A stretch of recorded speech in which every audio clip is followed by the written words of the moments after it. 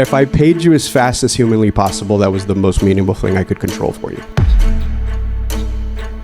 If you're like, what's he talking about? It takes like 3 days to get paid. It's because your bank doesn't participate in real-time payment. But if you do, and we get a settlement statement and a copy of a check, let's say in the morning, 75% of the checks were dispersed in under 14 minutes last year. Even if we're on the other side of the transaction or not holding the escrow, I front you the commission and I don't charge you anything for it.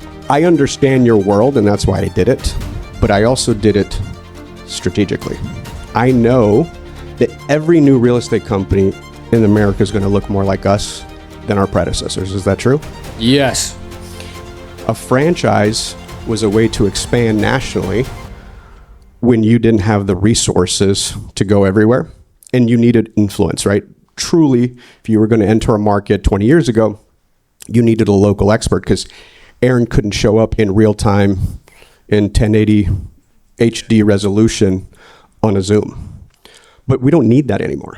And so when you think of your journey mapped to EXPs, there was about a 10-year period where Glenn was trying to convince people of a different way to do things. And it was hard.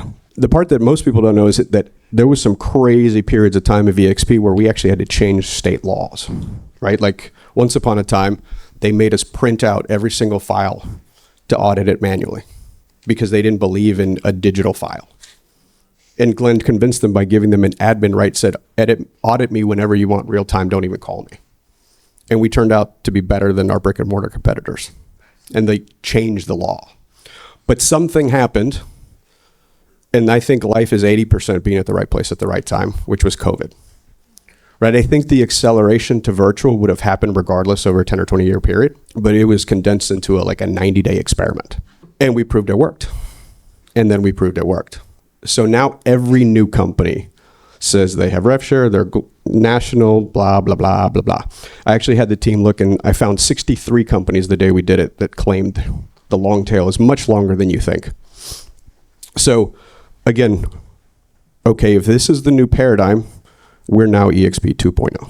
That's where this obsession of mine for operational excellence, paying you guys as fast as humanly possible, adding to the value stack, right? Like, all right, I'm going to become the greatest training company on the planet. That's my next North Star. So have you guys gone through FastCap yet? All right, we got some homework assignments here. Yeah.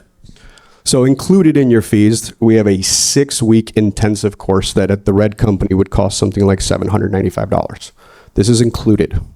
You get a copy of an instance of Sisu, and we teach you how to use it.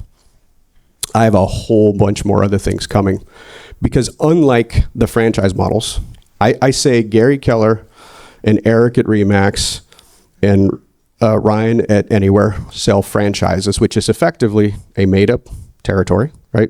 Very arbitrary between this corner and that corner.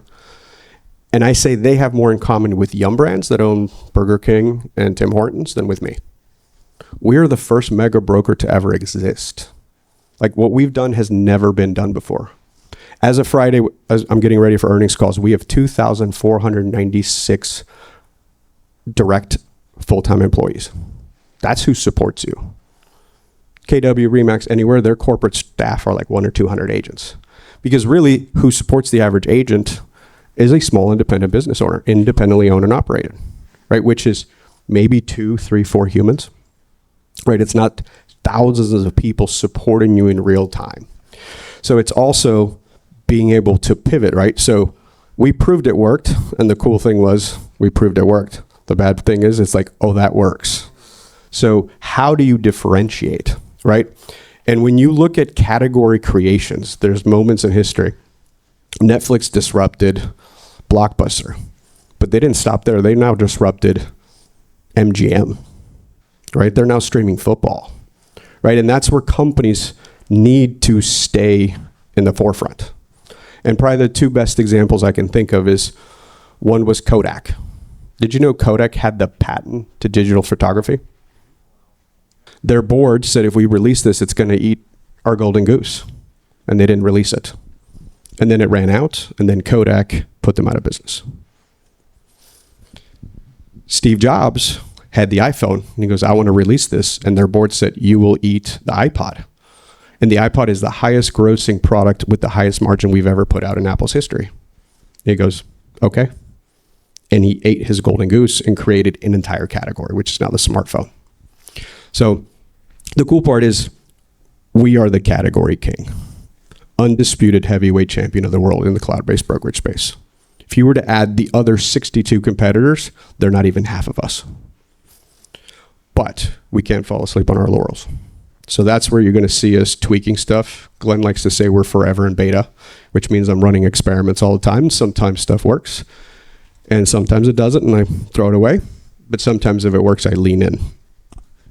Yeah. Again, I forgot what you asked me. Yeah, it's good. Yeah. Has anybody ever heard the name Giuseppe Zingara? You got to go back 92 years. It's February 15th, 1933 in Chicago, Illinois. There's an outdoor political rally at that point. And Giuseppe Zingara was an Italian immigrant. He's a short guy. Goes to this political rally outdoors and he can't see. So he finds a chair. He pulls up the chair and then he opens his trench coat and pulls out a revolver. Boom, boom, boom, boom. 5 shots. He hits and kills the mayor of Chicago, Anton Cermak. That's not who he was intending to hit.